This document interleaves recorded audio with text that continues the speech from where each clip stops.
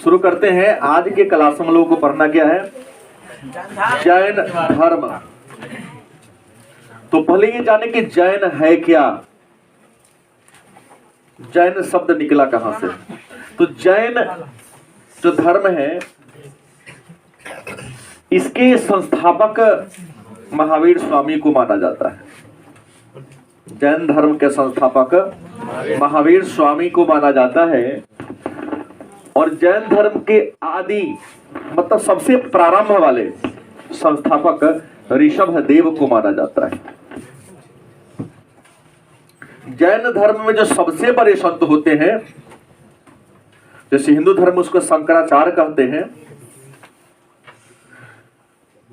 वैसे ही जैन धर्म में जो सबसे बड़े संत होते हैं जिन्होंने आजीवन ब्रह्मचर्य का पालन किया, विवाह शादी नहीं किया, धर्म के प्रति ही अपने जीवन को समर्पित कर दिया, उस बड़े संत को तीर्थकर कहते हैं। क्या कहते हैं? और तीर्थकर का मतलब होता है पथ प्रदर्शक। पथ का मतलब होता है रास्ता और प्रदर्शक का मतलब होता है दिखाने वाला, रास्ता को दिखाने वाला। जैन धर्म में कुल 24 तीर्थकर हुए। जैन धर्म में कितने तीर्थकर हुए? 24। इन 24 तीर्थकर में जो सबसे पहले तीर्थकर थे उनका नाम था ऋषभ देव। प्रथम तीर्थकर कौन थे? ऋषभ देव थे। और जो 23वें तीर्थकर थे, जैन धर्म के 23वें तीर्थकर थे, उनका नाम था पार्श्वनाथ।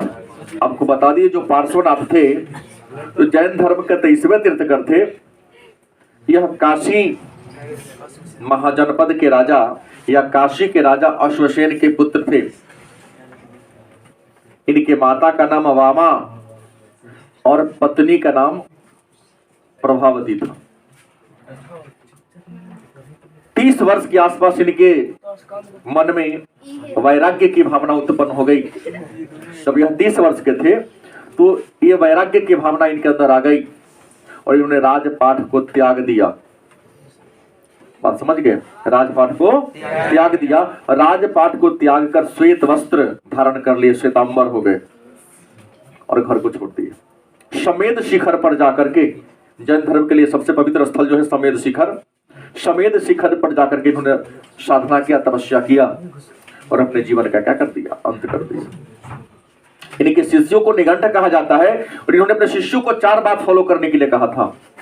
23वें तीर्थकर पार्श्वनाथ अपने शिष्यों को 4 बातों को मानने के लिए कहा था। जीवन में कुछ करना है तो पहला है सत्य, दूसरा अहिंसा, तीसरा अपरिग्रह,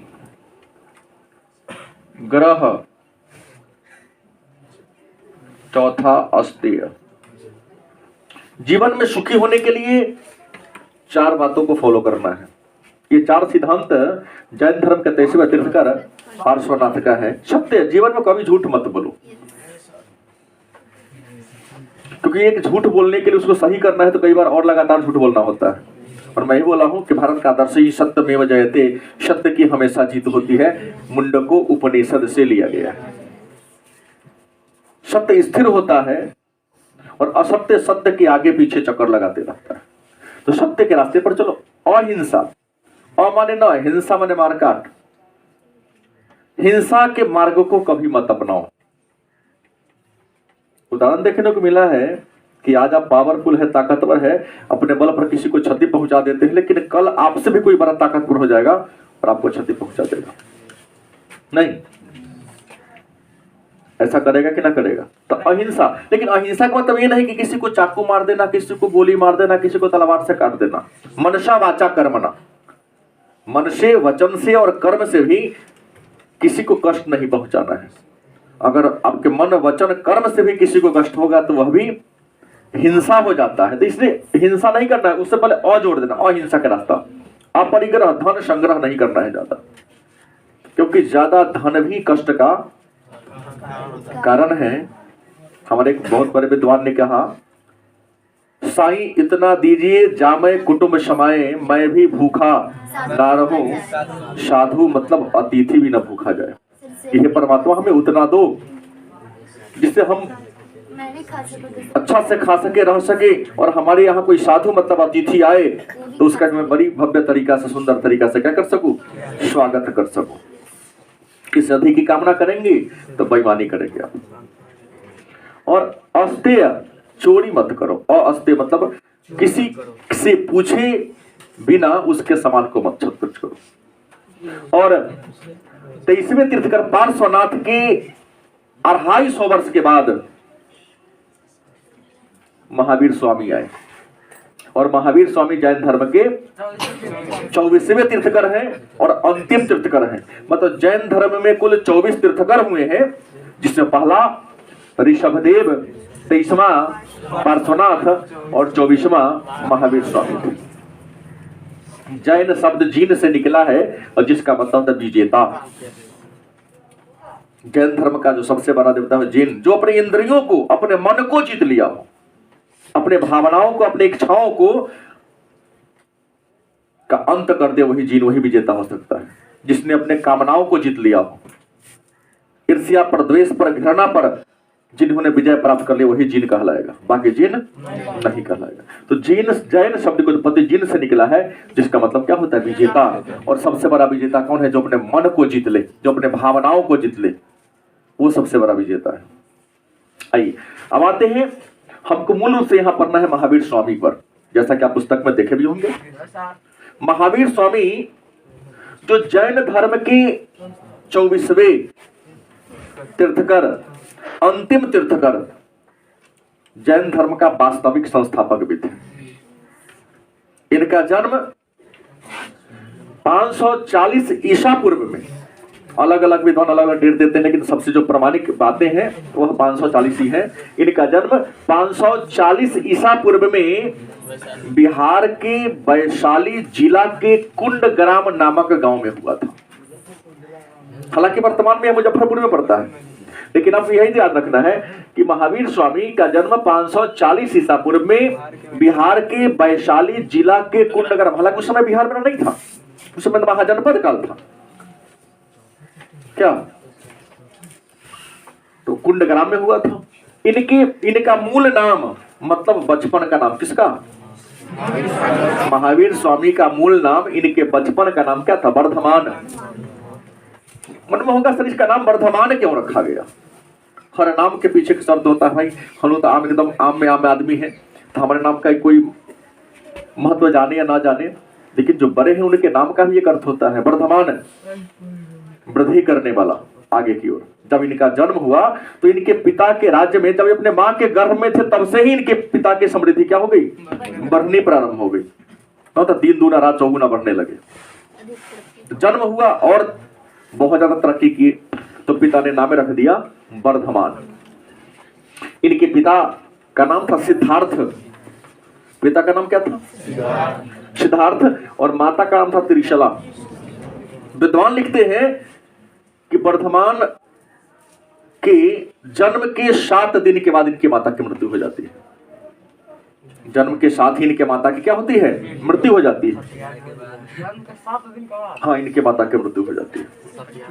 इनके जन्म के अवसर पर पंडितों ने भविष्यवाणी किया, पर विधान है कि जन्म के बाद पतरा दिखाना कि इसका भाग्य लक्षण कैसा होगा, कर्म कैसा होगा। पंडितों ने भविष्यवाणी किया कि यह बालक या तो चक्रवर्ती राजा बनेगा या महान सन्यासी बनेगा। चक्रवर्ती राजा मतलब राजाओं का राजा, बहुत बड़ा राजा बनेगा, नहीं तो बहुत बड़ा का क्या बनेगा। एक बात याद रखें, गौर सुनेंगे, क्योंकि 2 प्रश्न ऐसा है इसमें पाठ का जो हर साल घुमा के पूछता है 5 नंबर में। कभी महावीर स्वामी के जीवन चरित्र उपदेश, तो कभी गौतम बुद्ध का, और एक बार में याद हो ही जाता है, ये तो पूरा जीवन चरित्र हो गया। तो जन्म के 7 दिन के बाद इनकी माता त्रिशला की मृत्यु हो गई। इनकी माता जो त्रिशला थी, वो लक्ष्मी के राज्य के प्रधान चेटक की बहन थी।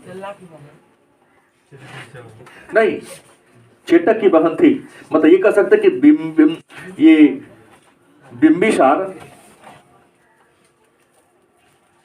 से इनका कुछ ना कुछ तो रिलेशन था। कथी लगेंगे, मौसा लगेंगे तो महावीर स्वामी की बातें बोल रहा हूँ, लगेंगे ना। हाँ, तो रिलेशन में थे, जाति के राजपूत मतलब क्षत्रिय थे, और इस खानदान में इनका जन्म, जिस कुल में जन्म हुआ था उस कुल का नाम था ज्ञात्रिक कुल। 2 भाई थे। बड़े भाई का नाम था नंदीवर्धन। बड़े भाई का नाम क्या था? नंदीवर्धन। बचपन से ही तपस्या में लगे रहते थे, हमेशा चिंतनशील रहा करते थे, सोचते विचारते रहते थे। अब राजा के बेटा सन्यासी हो जाए तो अपराधी न हुआ, उसका काम है शासन व्यवस्था को चलाना। तो पुत्र के चिंतनशील प्रकृति विचारधारा को देखकर सिद्धार्थ ने, मतलब वर्धमान के पिता ने 16 वर्ष की अवस्था में ही, बगल के एक राज्य थी, उस राज्य की राजकुमारी बड़ा सुंदर थी, नाम था यशोधा। 16 वर्ष की अवस्था में ही वर्धमान का विवाह यशोधा नामक एक लड़की से करा दिया गया। हालांकि गृहस्थ जीवन के प्रति इनका कोई मन में रुचि नहीं थी, शादी विवाह के बारे में इनके मन में कोई सोच था ही नहीं। लेकिन शादी हो गया। शादी के बाद इनको एक पुत्री हुई, बेटी हुआ, नाम रखा अनुज्या प्रियदर्शनी। महावीर स्वामी के बेटी का नाम क्या था? अनुज्या प्रियदर्शनी, जिसका विवाह बहुत बाद में, भले ही चर्चा कर दे रहा हूं, जिसका विवाह आगे चलकर इन्होंने अपने शिष्य से कराया, जिसका नाम था जमाली। दामाद कौन थे? जो महावीर स्वामी के ही क्या थे? शिष्य थे। 30 वर्ष के हुए तो इनके पिता की क्या होती है? मृत्यु हो जाती है। और पिता के मरने के बाद अपने बड़े भाई नंदीवर्धन से क्या लेते हैं? आदेश लेते हैं। और नंदीवर्धन से आदेश लेकर घर को त्याग देते हैं, छोड़ देते हैं। सत्य की खोज में, ज्ञान की प्राप्ति के लिए 30 वर्ष की अवस्था में पिता के मृत्यु के बाद अपने बड़े भाई नंदीवर्धन के आदेश से घर को त्याग दिया, छोड़ दिया। कुछ विद्वान लिखते हैं कि घर को त्यागने के, घर को छोड़ने के 11 महीना बाद इन्होंने वस्त्र को त्याग दिया, मतलब नंगे रहने लगे। इनको लगा कि वस्त्र भी एक प्रकार का माया है, मोह है, जो हमारे ज्ञान प्राप्ति के मार्ग में क्या बन रहा है? बाधक बन रहा है। इन्होंने वस्त्र को भी त्याग दिया। हालांकि वस्त्र त्यागने के बाद बहुत सारे लोगों ने इनकी आलोचना की, गालियां दिया, बेवकूफ समझा, पागल समझा। लेकिन याद रखेंगे, किसी का आलोचना वही सह सकता है जिसमें सहने की सामर्थ्य, ताकत हो। किसी के बात का इन्होंने प्रतिकार नहीं किया, विरोध नहीं किया। भाई जिसको जो कहना है कर ले, हमको इसे क्या फर्क पड़ता है, क्योंकि लोग तो किसी का नहीं है। लोग किसी के लिए अच्छा नहीं सोचता है। जैसे एक बार की कथा मैं आपको बता दूं कि एक व्यक्ति, ठीक है, सुदामा नामक एक व्यक्ति था, जो एक बेटा भी था उसके पास। तो एक बार चला, काल्पनिक नाम है, कि चलो एक घोड़ा खरीद कर लाते हैं। कहा बाबू चलो घोड़ा खरीद के लाते हैं, बड़ा दिक्कत होता कहीं आने जाने में। ठीक है, गया, घोड़ा खरीद लिया। सुदामा सोचा कि बेटा छोट है, हम डोरी पकड़ लेते हैं, बेटवा के घोड़ा पर बैठा देते हैं, चलेगा। अपने डोरी पकड़ के चलने लगा, बेटा को घोड़ा पर बैठा दिया। कुछ दूर आगे गया, कुछ दूर आगे तो सुमित जैसे एक थे ग्रामीण मूर्ख, कहता घोर कलयुग आ गया भाई, देखो बेटा घोड़ा पर बैठले, बाप गोरे गोरे चले छे। बेटवा ठीक है, ठीक ही तो है, कोनो गलती तो नहीं कर रहा है। उतर गया, बाबू को तू बैठाओ। अब बेटवा डोरी पकड़ के खींचने लगा। आगे गया, तक मिला मनीष जैसा एक महापुरुष। उसने कहा क्या कलयुग आ गया है कि छोट लड़का बेटा पैदल चल रहा है, बाप घोड़ा पर बैठा है। तो आगे बढ़ा, बाप बेटा विचार किया कि दोनों को बैठ जाओ। दोनों बैठ के घोड़ा पर बढ़ने लगा। आगे बढ़ा, क्या कमलेश? आगे बढ़ा तो मिला कमलेश जैसा पुरुष। कहा कि घोर कलयुग आ गया, ये वो जीभ पर दोनों चढ़ के जा रहा है, बेचारा लमर रहा है। अंत में क्या किया? उतरा दोनों, घोड़ा तो खरीद था नया, गर्दन से रस्सी को काट दिया, बेटा तू आजाद हो जा। दुनिया किसी का नहीं है। अच्छा करोगे फिर भी हंसेगा, अब बुरा में तो हंसवे करता है। तो तुम जीवन में आगे बढ़ना, ये तुमको तय करना है कि अगर लगता है दुनिया के नजरों में गिर गए तो हम कुछ भी नहीं गिरे, अपने नजर में श्रेष्ठ है ना, बहुत अच्छी बात है। कभी अपने नजर में गिरने वाला काम मत करो। तो इन्हों को बहुत सारे लोगों ने कुछ कुछ कहा, लेकिन किसी के बात का परवाह नहीं किया। आगे बढ़ते 12 वर्ष तक तपस्या के लिए इन्होंने कई वर्ष 12 वर्ष भटके, और 12 वर्ष भटके 30 वर्ष में निकले तो कई वर्ष की उम्र हुए इनका 42 साल की उम्र में। कितने वर्ष की उम्र में? 42 वर्ष की अवस्था में ऋजुपालिका नदी के किनारे, कौन नदी? ऋजुपालिका नदी के किनारे और शाल वृक्ष के नीचे इन्हें परम ज्ञान की प्राप्ति हो गई। और ज्ञान प्राप्ति के बाद वर्धमान कैवलीन नाम से फेमस हुए। किस नाम से? कैवलीन, कैवलीन नाम से फेमस हुए। क्योंकि इन्होंने अपने इंद्रियों को अपने वश में कर लिया था, इन्होंने अपने इंद्रियों को अपने वश में कर लिया, इसलिए इसको हम जितेंद्रिय भी कहते हैं। अतुल पराक्रमी, बहुत बड़ा अतुल पराक्रमी थे, तो अपना किसी का विरोध नहीं किए, इसलिए इनको महावीर भी कहते हैं। अतुल पराक्रमी के कारण इनको क्या कहते हैं? महावीर कहते हैं। और ज्ञान प्राप्ति के बाद महावीर स्वामी के नाम से वर्धमान के से क्या हो गया? नाम लिखा महावीर स्वामी से हो गए। और लगभग 72 साल की उम्र तक यह जिंदा रहे और विभिन्न महाजनपदों में घूम घूम करके अपने धर्म का क्या किया? प्रचार प्रसार किया। और 468 ईसा पूर्व में बिहार के ही पावापुरी में, नालंदा जिला में पड़ता है, पावापुरी में इनका निर्वाण हो जाता। निर्वाण मतलब मृत्यु हो जाती है। और पावापुरी मल्ल महाजनपद की राजधानी थी, पता होगा। मल्ल महाजनपद 2 भाग में बटे थे, एक कुशीनारा और एक पावापुरी। तो पावापुरी में इनकी मृत्यु हो गई। वहां के मल्ल जनजातियों ने इनका अंतिम संस्कार किया। और जहां ये मरे थे, निर्वाण को प्राप्त किए थे, वहां एक मंदिर बना हुआ है। उस मंदिर का नाम है जल मंदिर। तो जल मंदिर का संबंध किस धर्म से है? जैन धर्म से। किससे है? जैन धर्म से संबंध है जल मंदिर का। महावीर स्वामी ने अपना उपदेश प्राकृत भाषा में दिया। महावीर स्वामी ने अपना उपदेश किस भाषा में दिया? प्राकृत भाषा में दिया। और जैन संघ में प्रवेश करने वाली जो पहली महिला थी, उनका नाम था चंपा। जैन संघ में प्रवेश करने वाली पहली महिला कौन थी? चंपा। और जैन धर्म के जो पुस्तक है, प्राकृत या अर्ध मगधी भाषा में लिखा गया है। प्राकृत या अर्ध मगधी भाषा में जैन साहित्य के, जैन धर्म के पुस्तकों को लिखा गया है। महावीर स्वामी ने जैन संघ की स्थापना राजगीर में ही किया था। राजगीर में एक पहाड़ी है, उस पहाड़ी का नाम है विपुलचल की पहाड़ी। विपुलचल की पहाड़ी राजगीर में, उसी विपुलचल की पहाड़ी पर इन्होंने अपना पहला उपदेश दिया और वहीं पर जैन संघ की स्थापना किया और संघ के माध्यम से ही अपने धर्म का प्रचार प्रसार किया। महावीर स्वामी के मरने के लगभग 200 वर्ष बाद, कितने वर्ष बाद? 200 वर्ष बाद मगध में अकाल पड़ गया। एक बात उससे पहले जान लीजिए, महावीर स्वामी के जो उपदेश है, उस उपदेश को कहते हैं पंच महाव्रत। क्या कहते हैं? पंच महाव्रत।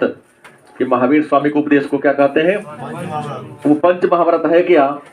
तो हमने मोस्ट भी आई याद कर लो, पूछ भी करेगा तुमसे भी एक नंबरी प्रश्न कि पार्श्वनाथ के सिद्धांत में महावीर स्वामी ने क्या जोड़ा? तो ब्रह्मचर्य। क्या जोड़ा? ये 4 सिद्धांत ऑलरेडी किसके द्वारा दिया गया है? किसके द्वारा? पार्श्वनाथ के द्वारा दिया गया। इस चौथे सिद्धांत पे एक नया सिद्धांत जोड़ दिया। कौन? महावीर स्वामी। उसका नाम क्या है? ब्रह्मचर्य।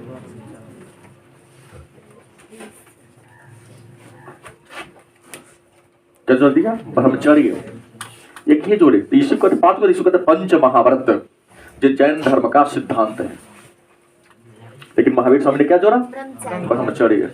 पूछेगा जैन धर्म के पंच महाव्रत को लिखे, अब लिखेंगे महावीर स्वामी ने अपने शिष्यों को कष्टों से निवारण करने के लिए 5 मार्ग बताए थे। उन्हीं 5 मार्गों को पंच महाव्रत कहते हैं।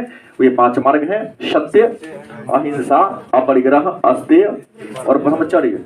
इसमें पहला 4 सत्य, अहिंसा, परिग्रह, अस्तेय, तो इसमें तीर्थकर किसने? पार्श्वनाथ ने जोड़ा। और 5वां जो ब्रह्मचर्य है इसे महावीर स्वामी ने जोड़ा। हमने कहा महावीर स्वामी के मरने के बाद मगध में अकाल पड़ गया, दुर्भिक्ष पड़ गया। अकाल माने बुझते हैं? अन्न जल का अभाव हो गया, लोग त्राहिमाम होने लगे, मरने लगे।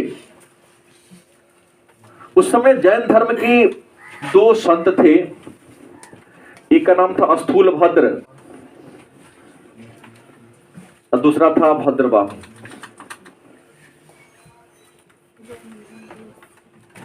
महावीर स्वामी के मरने के बाद मगध में अकाल पड़ा। इस अकाल के दरमियान उस समय मगध में जैन धर्म के 2 बड़े बड़े संत थे। एक का नाम क्या था? स्थूल भद्र और दूसरे का नाम क्या था? भद्रबाहु। भद्रबाहु क्या करता है, अपने कुछ शिष्यों को लिया और चला गया दक्षिण भारत में। कहां चला गया? दक्षिण भारत में चला गया। भद्रबाहु कुछ शिष्यों के लिए लिया, कहां चला गया? दक्षिण भारत में चला गया। और स्थूलभद्र कहां रह गया? मगध में ही रह गया। स्थूलभद्र कहां रह गया? मगध में ही रह गया। और भद्रबाहु दक्षिण भारत में चला गया। बात समझ गए? मतलब दक्षिण भारत में जैन धर्म का प्रसार किसने किया? भद्रबाहु ने किया। किसने किया? अकाल की समाप्ति हुई। स्थूलभद्र और भद्रबाहु दोनों मगध में आते हैं। आने के बाद दोनों में विवाद खड़ा हो जाता है। विवाद इसलिए खड़ा हो जाता है कि अकाल के दौरान स्थूलभद्र कहा था कि हमने धर्म की रक्षा किया, विषम परिस्थिति में भी अपने मातृभूमि को क्या किया? हमने नहीं छोड़ा। भद्रबाहु कहते कि नहीं, हमने तो और बाहर जाकर धर्म का प्रचार प्रसार किया। ये कहा धर्म का गुरु मैं बनूंगा, हेड। इसने कहा। इस विवाद को दूर करने के लिए आपको बता दें 300 BC में, कब? 300 BC में। और एक प्रश्न मैं यहां पूछना चाहूंगा, चूंकि मैं पढ़ा दिया हूं, खड़ा हो। 300 ईसा पूर्व में मगध के सम्राट कौन थे? कौन कौन बता सकता है? 300 ईसा पूर्व में मगध के सम्राट कौन थे? लड़की सब के पास धरती पर खाने के लिए, बोलना नाम नहीं है, तू बड़ा खाओ। Very good. कौन था? 298 थकता था ना, 300 हो गया ना। हमको उससे मतलब नहीं है, हमको मतलब था चंद्रगुप्त मौर्य। Sit down. ठीक बोला कि चंद्रगुप्त मौर्य। गलती की सही? और ये मत लिखाइयो दिया हो कि भद्रबाहु ने ही चंद्रगुप्त मौर्य को जैन धर्म की दीक्षा दिया, तो इसे भी तो जोड़ लो थोड़ा सा। तो उस समय मगध के राजा कौन थे? चंद्रगुप्त। तो 300 ईसा पूर्व में किसके काल में? हम कह सकते हैं चंद्रगुप्त मौर्य के काल में। और अध्यक्ष कौन थे? अध्यक्ष नहीं, स्थूलभद्र की अध्यक्षता में इस स्थूलभद्र जैन धर्म के संतों के विवाद को दूर करने के लिए एक सभा बुलाई गई, जिसको हम प्रथम जैन सभा कहते हैं। मतलब प्रथम जैन सभा का आयोजन कहां किया गया? गलत, पाटलिपुत्र में। मगध पूरा पुत्र में होगा, पाटलिपुत्र में ना हुआ। उस समय राजा कौन था? अध्यक्ष कौन बने? सर तो विवाद था दोनों में, तो उसको करा दे। कोई को बनेगा ना है? कोई बन सकता, लेकिन कोई संते न बनेगा। और भद्रबाहु ने इसका बहिष्कार कर दिया कि हम न जाएंगे, वो जहां रहेगा वो हम न जाएंगे। इस कारण सभा बिना किसी डिसीजन के भंग हो गया और जैन धर्म 2 भागों में बट गया। एक का नाम था श्वेतांबर, दूसरा दिगंबर। सभा हुआ विवाद को दूर करने के लिए, लेकिन विवाद घटने के बजाय विवाद बढ़िए गया। इस कारण जैन धर्म कितने भागों में बट गया? 2 भागों में। जो स्थूलभद्र थे, कौन? स्थूलभद्र ये कहे कि हमारे 23वें जो तीर्थकर थे, हम उनके आदर्श को मानेंगे। वो श्वेत वस्त्र पहनते थे, ये सब उनके आदर्श को मानेंगे और इनके विचार को भी लेंगे। तो स्थूलभद्र के नेतृत्व में जैन धर्म के जो संत श्वेत वस्त्र को धारण कर लिया, उसे हम क्या कहते हैं? श्वेतांबर। क्या कहते हैं? बड़ी आसान है और परीक्षा में 2 नंबरी प्रश्न आता है कि श्वेतांबर और दिगंबर से आप क्या समझते हैं। वीडियो में भी लघु दीर्घ में जाएगा ही, आप देखेंगे ही, लेकिन यहां भी सुन लो कि श्वेतांबर और दिगंबर का संबंध किस धर्म से है, तो आपका उत्तर होगा जैन धर्म। उत्तर क्या होगा?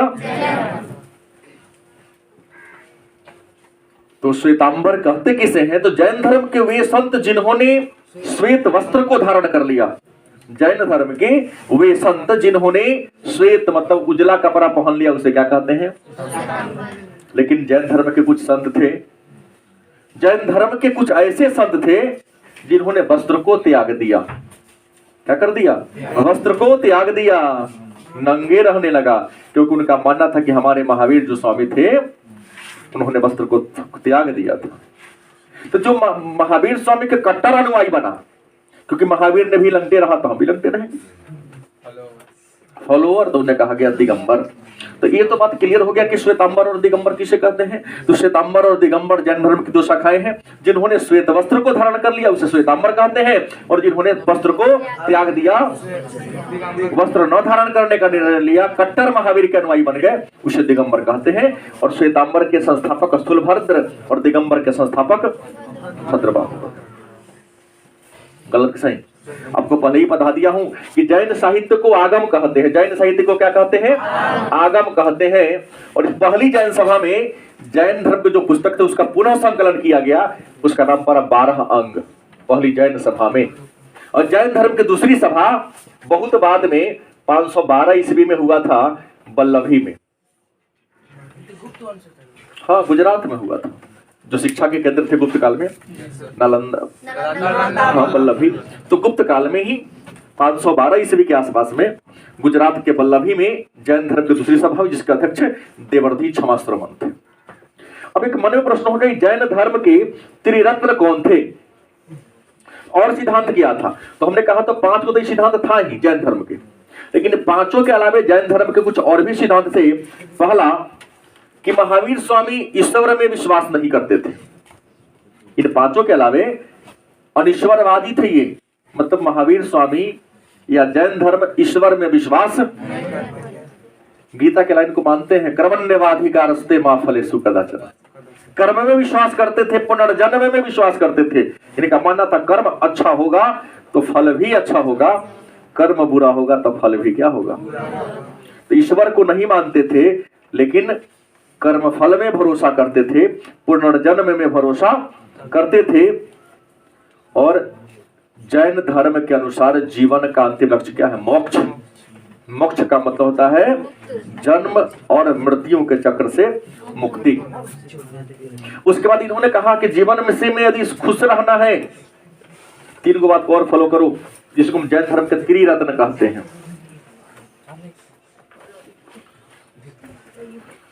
पूछता है कि जैन धर्म के त्रिरत्न कौन है? तो सम्यक ज्ञान, सम्यक दर्शन, सम्यक ज्ञान, सम्यक दर्शन और सम्यक आचरण। सम्यक ज्ञान, दर्शन और आचरण, ये 3 वो जो शब्द है, सम्यक ज्ञान, सम्यक दर्शन और सम्यक आचरण, ये जैन धर्म के त्रिरत्न है। 3 गो रत्न है, क्योंकि यदि बस आपका सुंदर ज्ञान होगा तो हर जगह आपकी मान मर्यादा प्रतिष्ठा बनी रहेगी। दर्शन, देखने का नजरिया अगर आपका अच्छा होगा, देखना गुनाह नहीं है, देखने का तरीका। हमने कहा ना, मोबाइल बुरा नहीं है, मोबाइल का उपयोग करने का तरीका गलत हो सकता है। इंसान बुरा नहीं होता है, इंसान का सिद्धांत, इंसान का विचार बुरा होता है। इसलिए इंसान का विरोध मत करो, इंसान के सिद्धांत और विचार का विरोध करो, क्योंकि इंसान तो सब इंसान ही होता है। और आचरण, चरित्र की शुद्धता पर बल दो, जीवन में सफल होना है। तो अब कहोगे सर क्या कारण था कि जैन धर्म बड़ी तेज गति से ब्राह्मण धर्म को पछाड़ दिया, आगे निकल गया?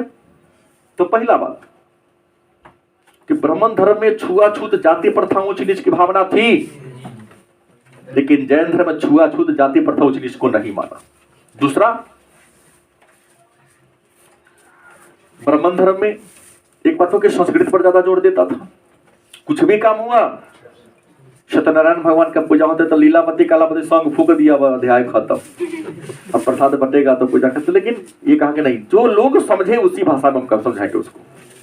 जहां वो संस्कृत भाषा का प्रयोग करते थे जो कठिन भाषा थी, ये साधारण भाषा प्राकृत भाषा में उपदेश देते थे, अर्धमगधी भाषा में बोलते थे, लोग इनके बात को समझता था। तीसरा, इन्होंने इस जैन धर्म में सामाजिक भेदभाव को समाप्त किया और सामाजिक भेदभाव को बरकरार रखा। चौथा, बढ़ने के पीछे कारण कि महावीर स्वामी के राजा के बेटा थे। किसी बात को मैं कहने चलूं, हमारे बात को बहुत लोग नहीं मानेंगे, गलती नहीं बोल रहा हूं, लेकिन उसी में कोई यहाँ के जो समृद्ध होगा, संपन्न होगा, उसके बात को सब मानेगा। गलती की सही? तो यहाँ ये भी हो कि राजा के बेटा थे, जहां भी गए बड़ी खुशी से लोगों ने इसके सिद्धांत को क्या किया, स्वीकार किया, माना। तो ये था आपका जैन धर्म और जैन धर्म के सिद्धांत।